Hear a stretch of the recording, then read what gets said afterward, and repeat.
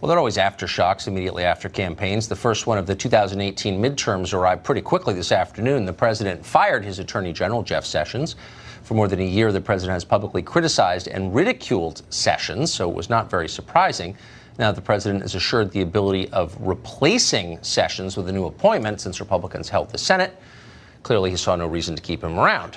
Now, in theory, going forward, Jeff Sessions could challenge Doug Jones in 2020 to reclaim the Alabama Senate seat that he gave up to serve the president as AG.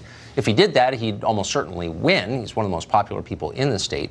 We asked a source close to Sessions, and he said that's probably not going to happen, and Sessions will probably just retire into private life.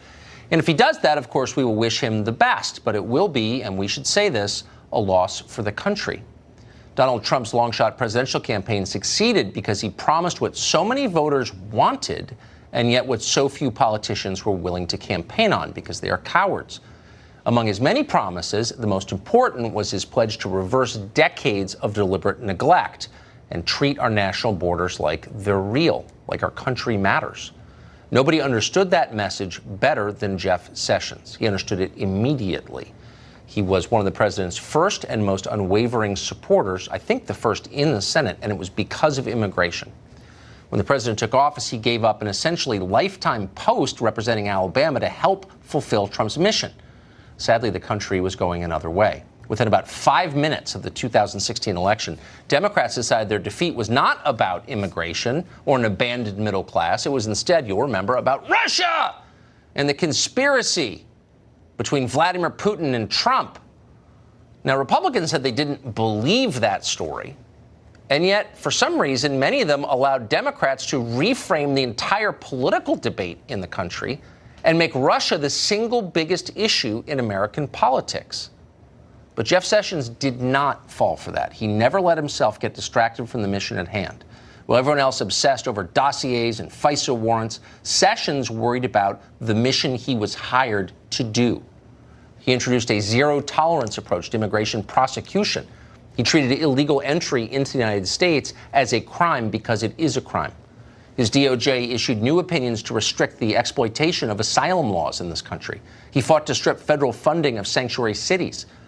Courts ruled against him, but he did everything he could to get those things done. His department accelerated the hiring of immigration judges. Didn't get a lot of attention, but it's a big deal. More cases can be heard and deportations can take place more quickly. That's a service to America and also, by the way, to the people being held. On DACA, Sessions' refusal to defend that program, which is unconstitutional, really induced the president to end the program. Sessions wasn't just effective at immigration, though. He rolled back the Obama administration's soft-on-crime policies across the board. He pursued tougher penalties for drug dealers that earned the condemnation not just of liberals, but of wealthy libertarians who decided the war on drugs was a total disaster. This at a time when more people are dying every year of drug ODs than died during all of Vietnam. But the decadent decided, oh, it's immoral to prosecute drug dealing. Okay. The population knew differently because their relatives were dying. Of course, Sessions also ended the Obama administration's harassment of local law enforcement that had helped drive a surge in violent crime in major cities. If you live in one, you know what we're talking about. Sessions did all of this even as the president who appointed him attacked him in public. Those attacks started more than a year ago. After one of the president's public rebukes, we traveled with Sessions just by chance to El Salvador, where he was pushing a fight against MS-13. Sessions made it clear he was in the cabinet to get results and would serve as long as the president would have him. He has said again and again in many different forums throughout this barrage that you should have acted differently. You should have not recused yourself from oversight of the Russia investigation. Do you agree with that? Well, you know, I understand his feelings about it because this has been a big distraction for him. But Tucker, I talked to experts in the Department of Justice, people who are trained in that.